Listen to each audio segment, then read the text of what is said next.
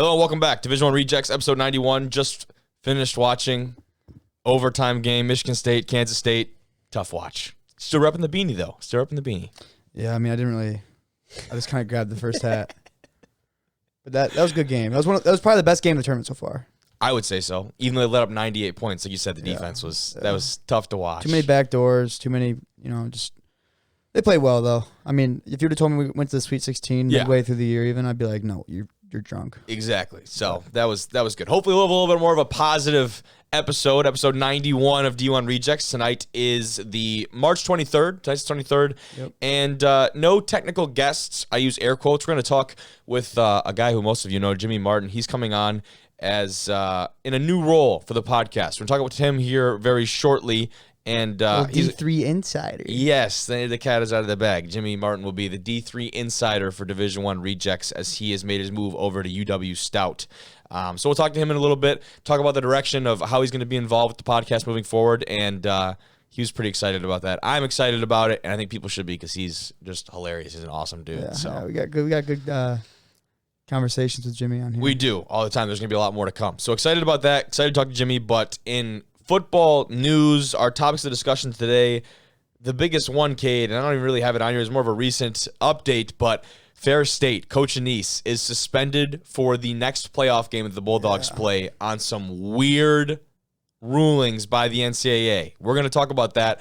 The back-to-back defending Division II national champions, their head coach, is suspended, not for the first game of the year, doesn't have a fine or anything like that, but the next time you go to the playoffs, you're not allowed to coach for that game. Yeah, it's so weird. So we're going to break that down. It's going to be our first piece on the docket today. And like I said, per usual, if you want to get right to that, use the timestamps bar if you're watching on YouTube. Take that bar, slide towards whatever subject you want to hear, and then get out of here or listen to the whole thing. We appreciate you either way. Otherwise, though, Cade, 2 college football teams opening 2024 season in Ireland. We're going to talk about those 2 teams. They're playing in an awesome stadium. I want to look at that because I personally did not know they had these types of stadium in Ireland.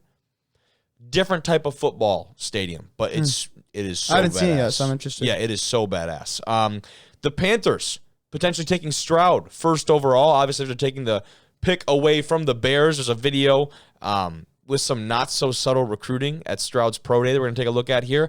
And then the Arizona president on how they are trying to keep the Pac-12 together or potentially leave the Pac-12. The Pac-12 is in a very interesting place right now as a Power 5 conference, like not really respected as a Power 5. But in recent times, obviously the move with Dion going over to Colorado and buffing up their ranks, they also have a new media deal that is pending with TV rights, and that's where the real money is made in college football. So we're going to check in with the Pac-12. But as always, you can watch this episode on YouTube. Like I said, don't forget about those timestamps. Otherwise, listen pretty much anywhere.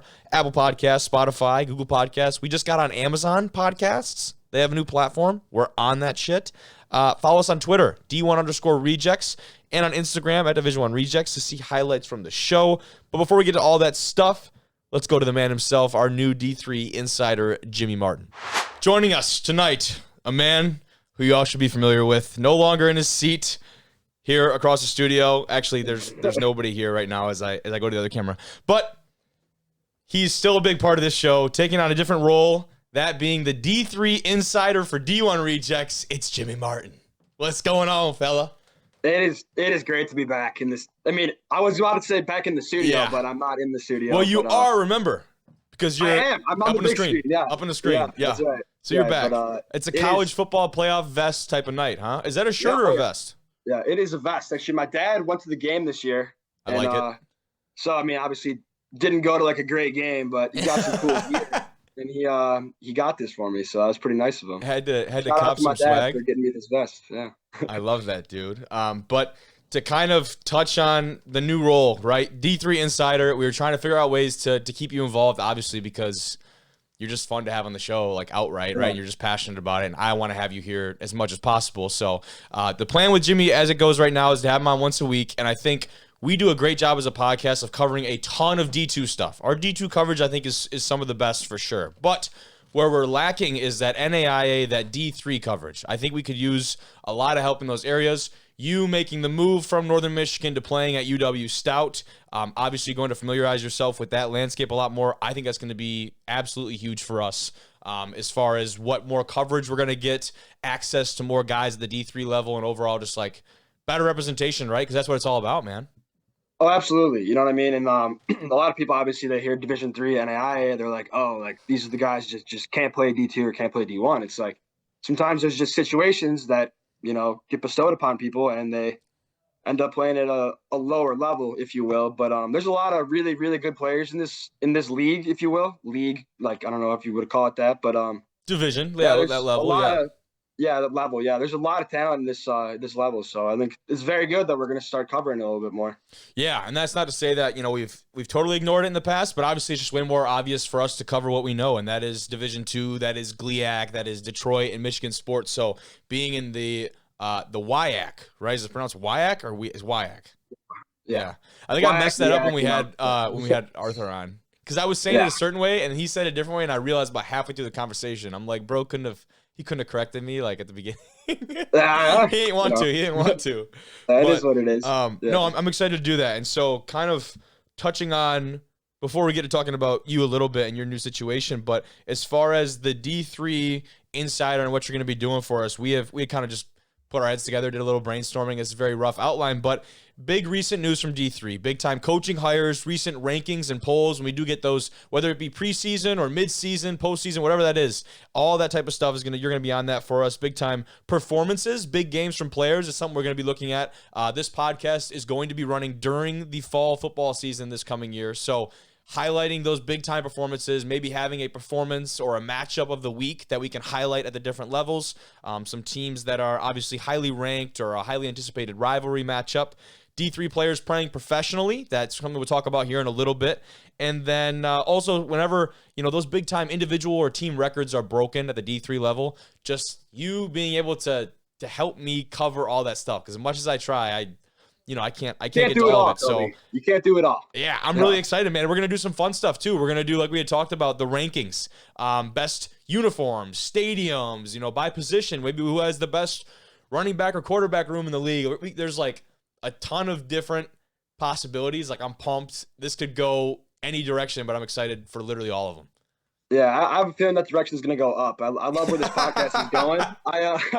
Yeah, maybe a little bit of a biased opinion there, but I'm a big believer in the growth of Division I rejects. Certainly. Oh yeah, I love that, dude. But to kind of talk about you a little bit more, making the move. Northern has been your home for years. You make the decision to go down to play at Stout. I mean, just talk about the excitement of a fresh start, an opportunity. Obviously, changing positions too, going from the quarterback role to playing on the outside as a wide receiver. Just like a lot of stuff, man. How's it been? Yeah, I mean, like always, you know, people will say like the only constant in life is change. You know what I mean? Obviously, I loved my time at Northern.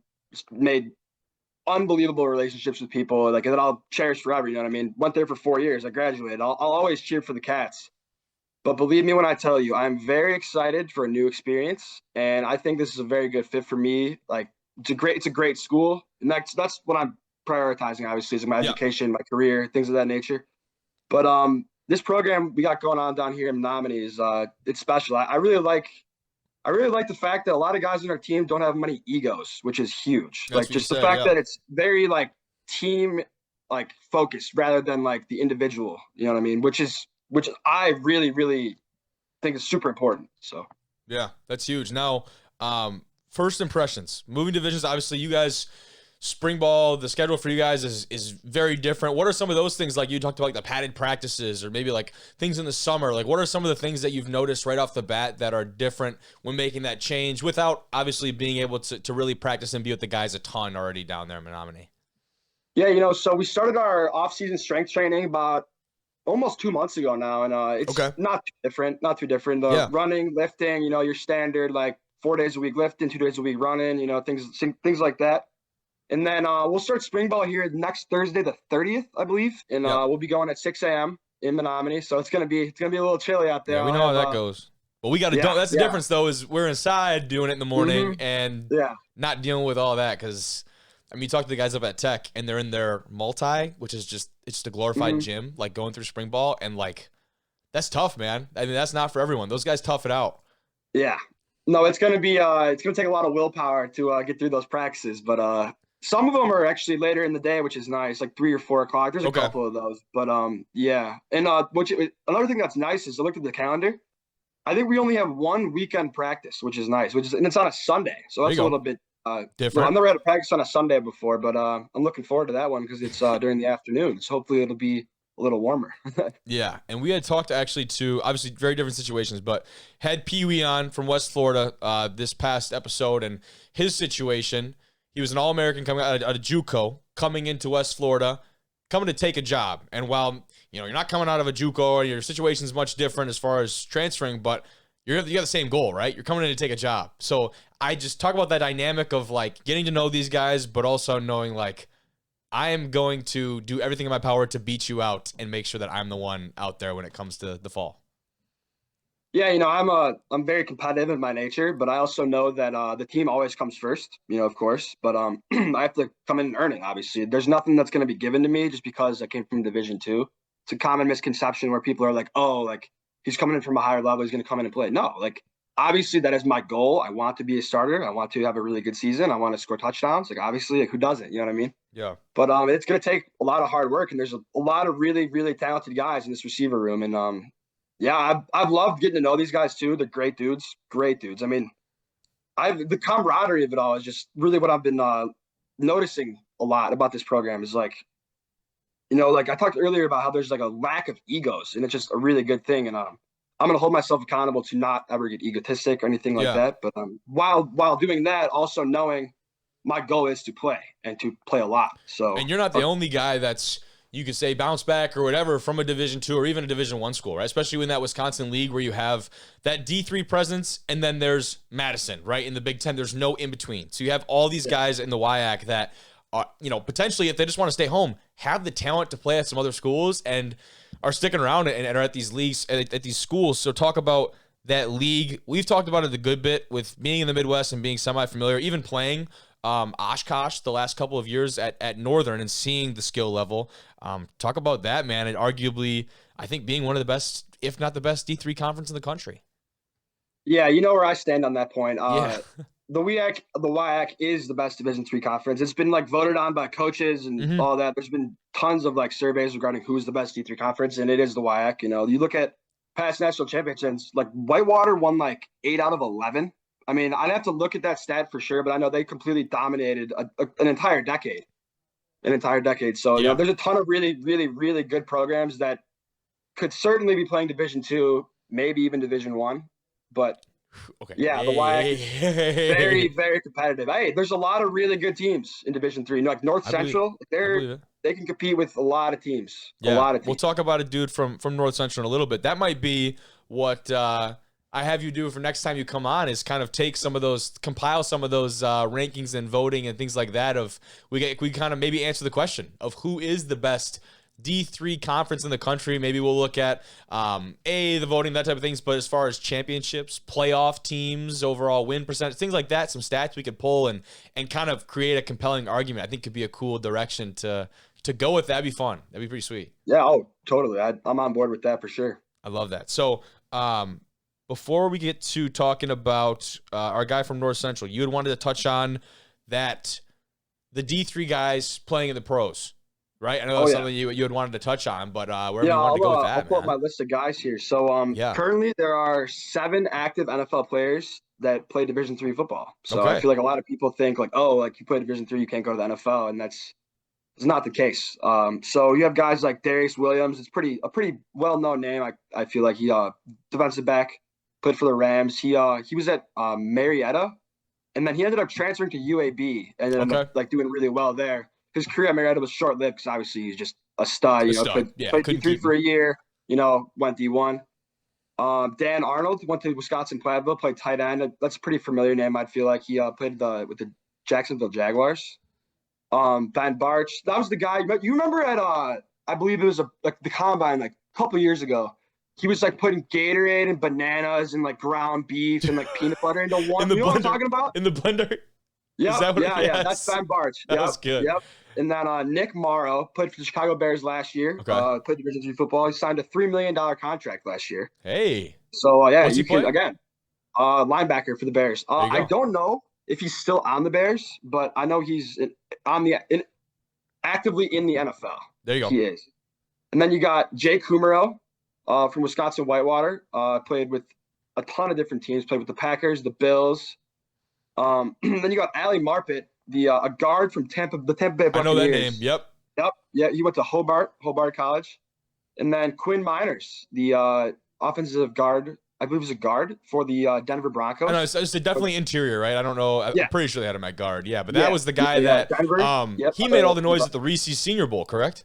Yeah. Oh, yeah. He had a really good performance at that Senior Bowl, and then he obviously, on the Broncos. So. And was like made headlines obviously because he was playing very well. And I think I remember like specifically he's going up against all these Power 5 guys, and people were just stunned. But also had the crop top and was rocking the crop top. If you remember that, which that's sue me, but that's the only reason that I like really remembered that name is because of how funny that was, and because he was just balling out. And that's like what's really fun about bowls like that is you have sometimes these late additions of guys who are from smaller schools. We saw that with some D2 guys this year that got late invites to the Senior Bowl and a couple other bowls. So I think they kind of get put on the map late, and they're kind of like, give them a shot, right? Because that's exactly what that can do for their draft stock. So yeah, pretty sweet stuff, for sure. To kind of go on to a little bit of a profile here, Ethan Greenfield. We threw that name around when we had Thornton on the podcast just a little over a month ago, I want to say. It was a little while ago, but we were talking to him after winning his second national championship at North Central. But talk about the guy in the backfield for them, man. He has had a career for them. Yeah, he had quite the season last year with we'll call it 2,000, but he had 1,997 rushing yards. And, we can say I think 2,000. I don't think is a stretch. I think that's reasonable. Yeah. Yeah. Okay. We'll say 2K. We'll 3 short. Yeah. And then 26 rushing touchdowns. Won the Gagliardi Trophy. He's Big also time. a 3-time All-American. And I have a funny feeling he will definitely get an opportunity to play professionally, whether it's the NFL, the CFL, the XFL. This kid's gonna get a shot. He's a baller. Never met the kid personally, but I saw his highlight tape, and he runs like Marshawn Lynch. He doesn't look like the fastest dude, and like I'm not crazy fast either. I'm not saying I'm, you know what I mean. But this kid, he just bulldozes people, and I really like the way it kind of reminds me of the way you run, actually, just running through people. You know what I mean? Take that, man. Yeah, for sure. I'll definitely take that, because that's what I was going to ask too. Is like, as far as going on to the next level for these guys, the NFL is a big jump. And it's certainly, like you said, you had 7 active, so it's not impossible, but it's extremely difficult, obviously, from any level, but especially from Division III. So now that you have the CFL, the XFL, the USFL, and even like you could even go beyond that and go to Arena League football or playing overseas. Or overseas or something. Exactly. There are so many opportunities. I think when people say play professionally, I use the air quotes there, that their mind just gets set on the shield, right? The NFL and what that represents. And obviously, that's like the pinnacle. That's the summit. That's where you want to end up. That's anyone who wants to play professionally. That's where they want to end up. But of course. Everyone's path is very different to getting there. So I'm with you. I think guys in his situation, guys who are proven football players, no matter what level, when you have those type of stats and consistent production, the ability to be on the field constantly and make those plays, I would be shocked if he didn't get an opportunity. Like I said, if it's an invite to a mini camp, if it's going out to a USFL team, later on this spring or whatever it may be for him. It'd be pretty sweet stuff that we might have to him up. We might have to get him on the show here soon. For sure. I mean, I'm open to have any football players on here, especially a kid like that, just has a shot to play professionally. You know what I mean? That's big. That'd be big for the show. 100%, dude. So I'm excited for that, dude. And shout out to Ethan. Definitely been following from afar as far as their journey and they're winning, really, this whole playoff run for them. And I remember bringing up that crazy stat about them in Mount Union, if you remember that one. It was like Mount Union is basically undefeated in the last however many games against teams that are not named North Central. And it's like, that just goes to show you, man, crazy. I remember hearing that. I was driving up here actually to school back in January, listening to the pod, and I remember hearing that stat. I was like, holy cow. That just goes to show you how great of a program Mount Union is, too. Oh, 100%. They both are in their own right. Yeah. Oh, yeah. The Purple Raiders, I believe. Yes. Yeah. Okay. Yeah. Yep. Talk about like consistent playoff runs. But otherwise, man, today was just kind of like introductory, kind of laying the groundwork. We'll be in touch on like I said, we can go like That's what's fun about it. We can go like any different direction, bring up new stuff every week. I think it'll be great. And obviously, if somebody's listening at a D3 school or just like any listeners, like you have ideas for us on what you want us to cover, we're all ears, man. Right? So I think it's gonna be beneficial for all parties, and I'm just excited, dude. So I appreciate you too. I have to add that as well because I appreciate you. I appreciate you, Kobe. I appreciate it. It's a privilege to be back on here. My man, dude. You can see it on my face. I just love doing this. So. I know it. You and me both, man. You and me both. But that's all I got for you, Jim. I told you it'll be pretty short and sweet tonight. But I'm excited, dude. We're gonna get this thing rolling. All right. Glad to have you be a part of it. Alrighty, let's do it. Yeah. All right, fella. I'll see you. All right. Hey, roll dives, baby. Have a good one, bub. All right. Take care. Appreciate Jimmy. We talked about a ton of the stuff he's going to be involved with as far as the podcast is moving forward. And Cade, you weren't here for that, but we said that potentially next week might be a compilation of lists and voting and other looking at statistics to determine the actual best Division III conference in the country. He's obviously biased being at Stout, the WIAC, and I think that's probably the consensus pick with all those Wisconsin schools. I mean, we've seen it firsthand playing Oshkosh the last few years where it looks like we're going to be playing lacrosse this year, so we've gotten a kind of a firsthand look at those teams. But looking at Ferris State, the big news out of Michigan, out of D2, out of college football, Ferris State head coach Tony Annese is suspended for a future playoff game after cigar celebration. That is the bizarre headline from Bleacher Report. We saw it first reported on footballscoop.com. Shout out to them. We tweeted it out on our D1 Rejects Twitter. Follow us there if you don't already. But the basic story goes, I guess I'll give you a little bit of context. Ferris State is the back-to-back Division II defending national champions. Both of those games were played at McKinney ISD Stadium down in Texas, which I believe is a high school stadium, like a joint high school stadium. Yeah. Yes. So Texas high schools play there. Therefore, I say that because it is a tobacco-free zone, and that becomes important here. After their first of these two national championship wins, I believe a few of the players brought out cigars, which if you've seen anything of Joe Burrow or even Stetson Bennett had one from this last year, pretty common after winning a championship, you're going to roll out the cigars, right? Now, that is a no-go at this place because it is a no tobacco zone. So that was not good for them back then. They were warned. I believe they were fined, but they were basically told, don't do it again. They kind of let it slide. The NCAA did. This last year, they go back. They win it again in dominant fashion again. Two of the players on Ferris State get the cigars back out, obviously not heeding the warnings of the year before. In addition to that, supposedly there were Ferris State branded posters and banners that you have hung up for the championship that the players had torn down to keep for themselves as memorabilia or to remember the game. So that is where they went wrong. And now head coach Tony Annese is paying for it. And so according to Josh Van Dyke of NLive.com, the NCAA announced that Annese will be suspended for one future playoff game following a, quote, rules violation. And that comes after the 41-14 win over Colorado School of Mines. Like I said, all about McKinney ISD Stadium. That is really what it was. And supposedly, I guess they just ignored these actions. Ferris State also received a fine after a couple of the players on the team attempted to remove the team's temporary wall stickers in their locker room after the title game to keep as souvenirs. The university has already applied for an appeal to Annese's suspension. I don't believe they appealed the fine, but they tried to appeal Annese's suspension, but that was immediately denied by the NCAA. And just initial reaction, I guess before we go to our reactions, I will first say, I am no Tony Annese big fan or anything like that, but I don't have any crazy opinions on the guy, I don't think. But what I will say is him and his staff immediately after these events happened at the championship game, addressed them immediately at the press conference following, and held the guys accountable within their teams. They were trying to keep this in-house. They took care of what they thought was taking care of business, and they thought it was kind of over with.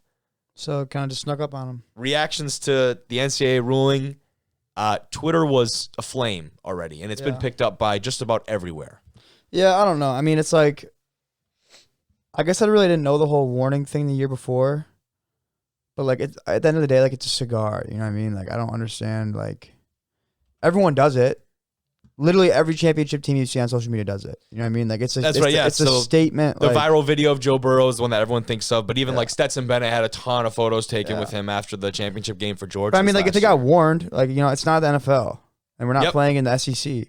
Yeah. So I guess that's like you gotta listen. You know what I mean? Like it was 2 guys out of how many? Yeah. In a statement Thursday, Annese went on to say this, quote, I understand the concerns raised by the NCAA. Immediately after the game, while I was in a post-game press conference, the 2 issues cited by the NCAA were addressed by my coaching staff. He said, as a coaching staff, each day leading up to the national championship game, we had reminded our players that smoking cigars in celebration would not be allowed. My team was fully aware of the actions of these 2 players, that they were inappropriate, basically. That everyone knew this was not allowed. He went on to say that, just gave like the basic coach speak of we're going to address these concerns and continue to have a strong blah, blah, blah, blah, blah, mindset, blah, blah, blah, blah, blah. And this was a statement from the Mountain East Conference Commissioner, Reed Amos. He says, quote, the inappropriate conduct associated with this action will not be tolerated at any NCAA Division II championship.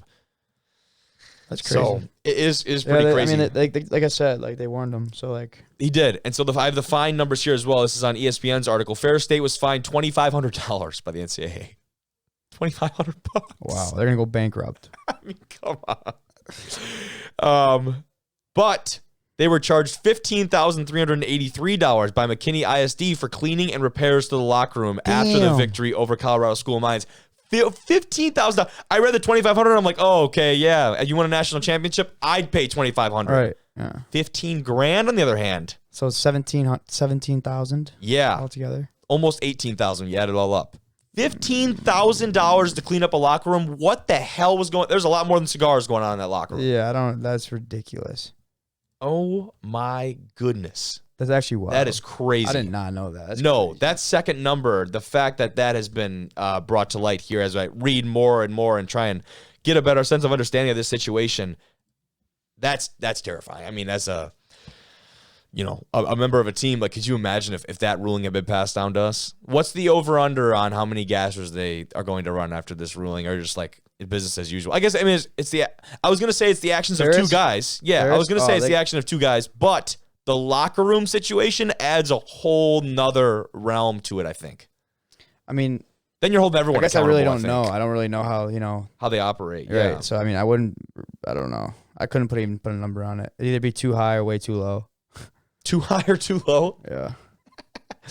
That's good. But I suppose we can move on. Our one kind of NFL type piece of news today is going to revolve around this video, and I will get the audio up here. For those of you watching on YouTube, I will pull up the video, but this is all about CJ Stroud at his pro day, and we are going to take a listen to current Panthers quarterback coach Josh McCown and what he says to the now former Ohio State quarterback at his pro day.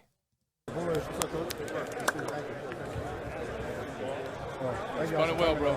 That was great. I'll be there, I think, 17th. Let's see. Thank you for telling me. It means a lot. So, appreciate you. See ya. We'll find a court. Play some horses. It's right here. Come on. Okay. Well, No, maybe I got to do a little meeting. Charlotte. We'll find a court. We'll find a court for you when you're in Charlotte. Those are the words right there from McCown. Josh McCown, dude. Yeah. So that was the soundbite that had the NFL world going pretty crazy. And the fact that, like, in that video, like, you can see, and here's the full tweet here. Shout out to Be Our Gridiron. But you can see how close the cameraman is in this tweet, right? Like, this isn't some, like, secret camera across the field and, like, CJ's mic'd up or something. Like, the camera is right there. Dude obviously does not care that he's saying this, or is just completely has no spatial awareness. Is that Jim Caldwell there too? Jim Caldwell? In the back? Yeah. Hold on, let me put it back to full screen here. It definitely is. It looks like him, doesn't it? Is he part of the Panthers staff? I think he is. I believe he is right there, dapping him up. Yeah, that's definitely Jim Caldwell. You think so? Let's get a better look at him, but I don't know.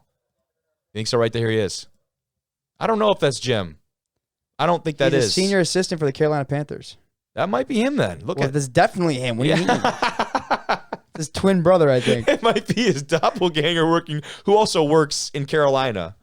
But holy shit, that probably is him then. But kind of to follow up on that, I mean, that would make it seem pretty obvious that's their first overall pick. And so now the question is, was that the guy they were going after all along? Because you had these narratives after they had traded for that first overall pick from the Bears that potentially they were going to trade the pick away. To me, as an NFL franchise, you don't go in to get the first pick just to trade it away. There's no point in doing that. They had to have someone they were going after. It's all smoke and mirrors. Yeah, 100%. You're only, and we have to remember, we're only hearing what people want us to hear. And I think that's very important. Now, the supporting cast in Carolina has changed very much. These guys are some of the new faces that are going to be around the Panthers. And people have been kind of torn on whether or not this is actually like a star-studded skill position room offensively. No. And that's, I think, where it's kind of been portrayed So at one time, at the end of his peak career. I think Miles Sanders is probably in that same boat. Yeah, Miles Sanders rushed for like 1,400 yards last year. Hayden Hurst has definitely had some quality football in his days, but those have been. I'm pretty sure Miles Sanders rushed for like 1,500 yards last year. Did he? Again, these guys are all very proven guys at their positions, right? Yeah, Hayden Hurst, even him as well, but he's bounced around and had interesting years. He had 1,269. That's a good year, though. And 11 touchdowns. That's a very good year. So it'll be interesting to see what they do in Carolina. Do they still have, was it Chuba Hubbard? They do. They do. So maybe just adding depth to that running back room, an older guy to help out with a younger Hubbard? Because I think, didn't Deontay Foreman go to the Bears? I believe so. So, interesting there. I just wanted to touch on that because that is. I mean, it's not like he's going to go into like Jefferson, Chase. Like he's not going into no super team. No, but he's definitely going to have help. I think it's just important, and I think what's also worth noting too. Like you look at this list of guys that like these are veterans. Like these are guys who are going to help out a younger quarterback if he is going to come in there and just start. You know what I mean? I mean, I think he definitely does. He's got a chance to. Whoever it is, the job. Yeah.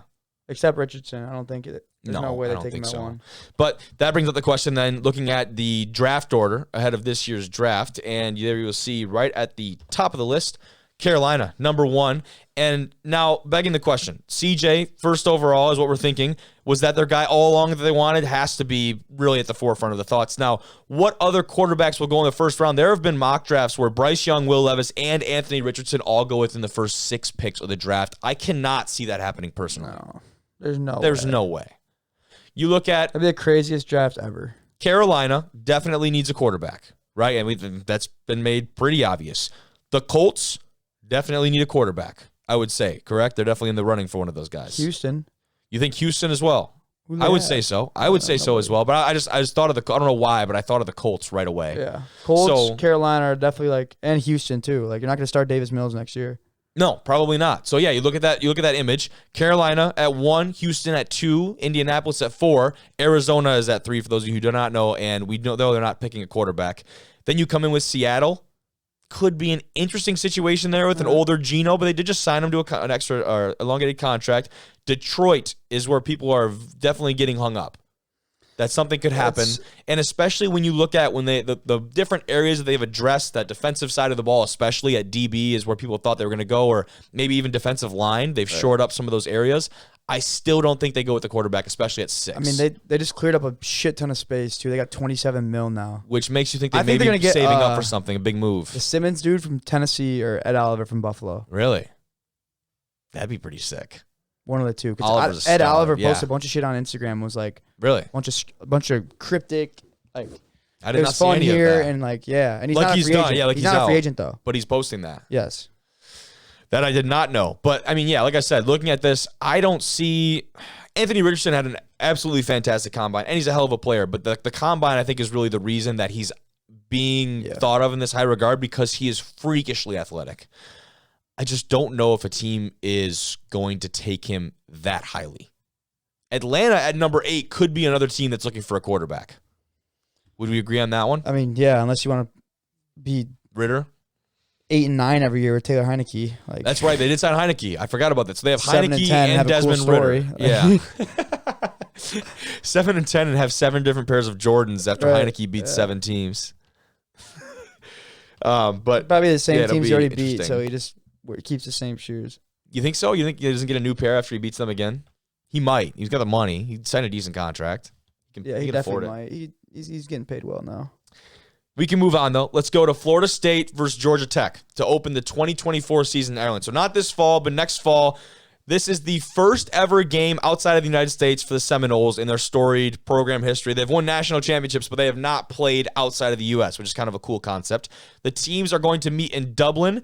The date is still to be determined, but it is at Aviva Stadium, Cade. You ever heard of that one? I never have, no. Well, now, not only have you heard of it, Holy shit. let's take a look at Aviva. Oh, my goodness. That looks sick, dude. That is beautiful. Oh, that's sweet.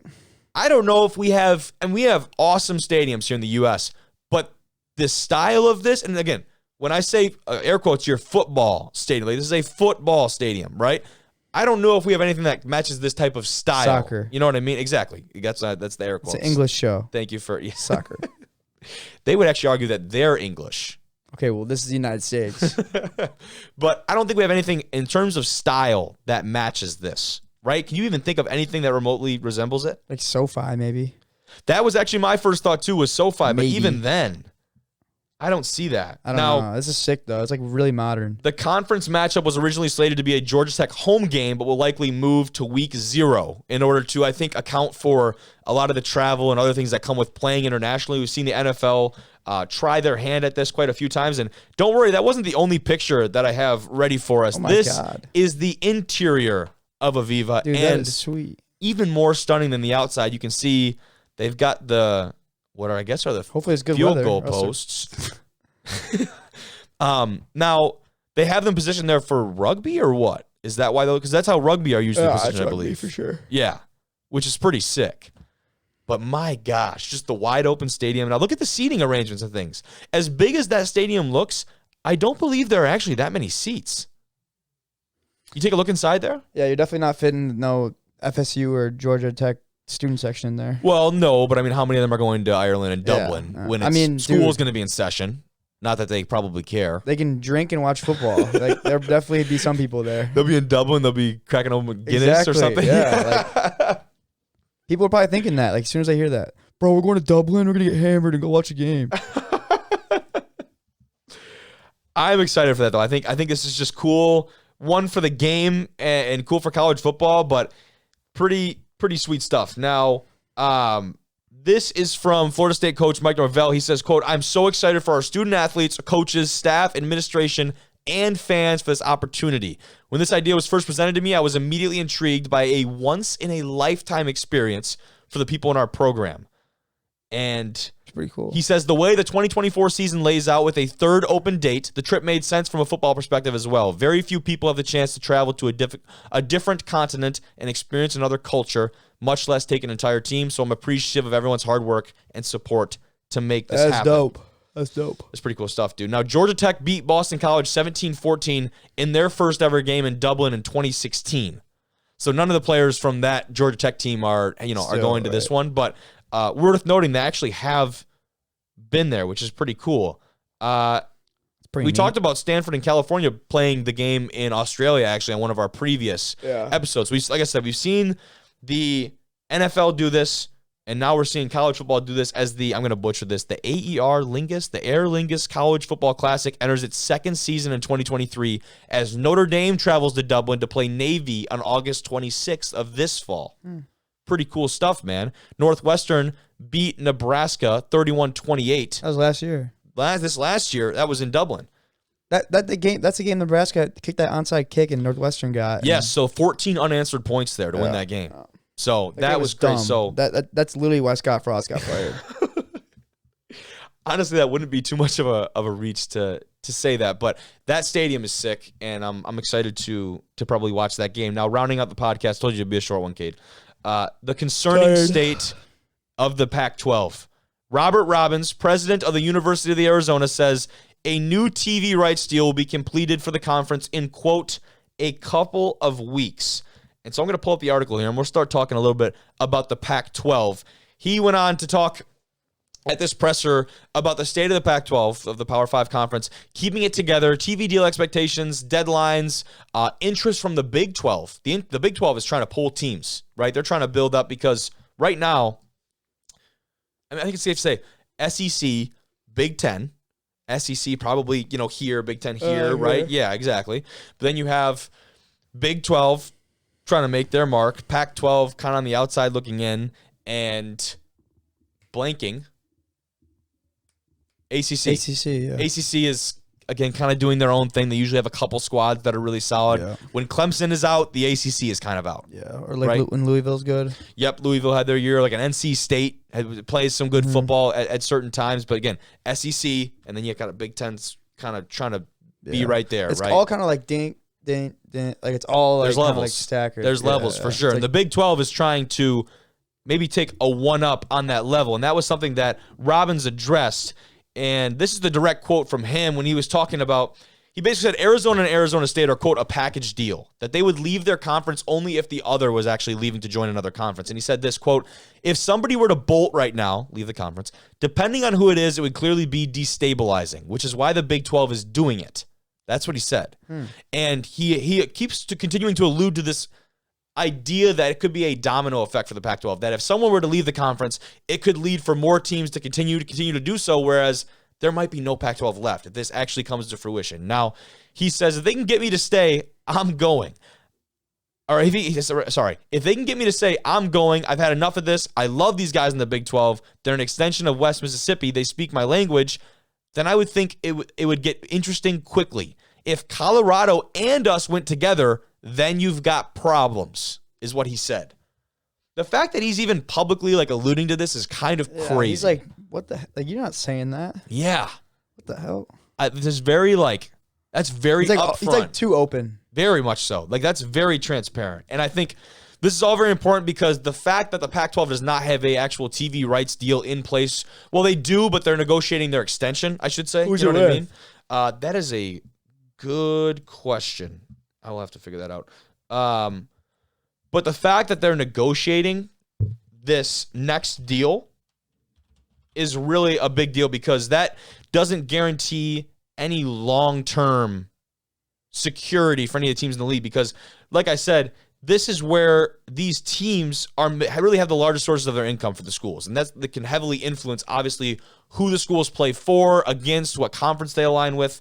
And another quote that he said, Kate, here is that he said openly that Fox had a large hand in luring USC and UCLA to the Big Ten.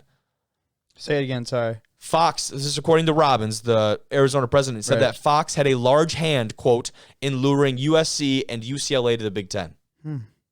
I wonder how Very those negotiations go down. Like, it's got to be some, like, let me take you out to dinner and sweet talk them, you know, like, Yeah, it's got to be, I just like to be like a fly on the wall on one of those and see how it went down. that would be pretty cool, actually. Now, he did go on to say that he believes a new TV rights deal acceptable to everyone in the Pac-12 will be completed in a couple weeks. So, assuming that deal does actually get done, assuming that happens, I think it would bring a lot more security to the league, and you're not going to see these teams jumping ship. He said the chances of this happening are, quote, very high. Let's just say more than 95% confidence limits on this. So, I don't know. It's very interesting. He says a number doesn't mean anything until it's a written contract. In Mississippi, they would say they're about fixing to give me something. What the hell? This guy, dude. This article goes on. I'm just trying to pick like the most important pieces here, but it's crazy, man. This. Yeah, that's. Oh my gosh. He says the Big 12 is in, quote, recruit mode right now. That's what he said? Yes. I really don't know what this guy was on. You know what I mean? Like, is he trying to out leverage this conference right now? Because he says right here, we could drive to Lubbock, talking about Texas Tech, a Big 12 program. Texas schools are good for us. Oklahoma State, it's just not that far. It's a 2-hour flight. He keeps saying all this. Yeah, so I don't know if he's trying to use this. Part of me thinks this could just be a bluff on the conference to give them more money, get this deal done, right? Because they don't want to lose them. If the Pac-12 loses them, I think that's what he's doing because he brought up Colorado, he brought up Arizona State. He says if we leave, Arizona State's leaving. He's just trying to create more leverage, I think, for himself and for his school, and then brings up Colorado just because of Dion and their media brand they're that he's be brought. like ridiculous. They should actually be a good team, right? With all the pieces that they have. Well, I mean that, and the fact that they're going to bring, everything with Dion that comes with them. Mm-hmm. I'm one of 4.6% brackets remaining. The second chance brackets. Oh, like from the Sweet 16 on? Kansas State and UConn. Really? Yeah, I'm ranked 1 in the world right now. Oh, man. Interesting stuff, though. But, yeah, I mean, I just don't. It's just weird to be out so like public about it. It really is. And like I said, the only reason I can see him doing this is that he's trying to leverage the Pac-12 and get them to bend to their needs and get them to pay up. I mean, that's what they're trying to get them I on the guess if it checkbook. works, it's not that dumb, but I just don't think it's gonna. You know what I mean? Like, I don't think that's the way to go. The final piece I'll add here is the thought of an expansion. And so San Diego State, SMU, Southern Methodist were two teams that have been rumored in the past to join the Pac-12 and could be a decent fit geographically and competition-wise, two teams that have had a decent amount of success. But he said, we've got to have a deal before we think about the expansion, is what he said. What I would predict, I see the strategy, this is his quote again, I see the strategy by the Big 12. You can get the four corners to go to the Big 12 and things blow up. The Big 10 would be foolish to not scavenge the Oregons and Washingtons that got left behind. He's talking about the conference just imploding. Something's in the works then, bro. Something's got to be like crazy going on. I really don't know. They wouldn't just be out here like all doing that. No, 100%. I would love to. I'm going to have to definitely see some like additional coverage on this. Because it's just very interesting that like he has to obviously have his reasons for coming out and saying all this shit. So, yeah, I mean, that's what I'm saying. Like, it's crazy, something's got to be going on. They won't just be coming out and saying that. Like, no, I don't think so either. But a short but sweet D1R episode. I think it's still going to be like 45, 50 minutes. So we still actually filled a lot of time. Short. Yeah, but that's technically our short episode because usually we hover right around an hour. It's almost scary how close we are every time. Yeah. But sweet episode. Thank you for tuning in, and be tuned for hopefully some really cool coaching guests next week from around the D2 world. Some conferences that we have not covered really in much entirety. So stay tuned for that, but appreciate you tuning in. D1R out.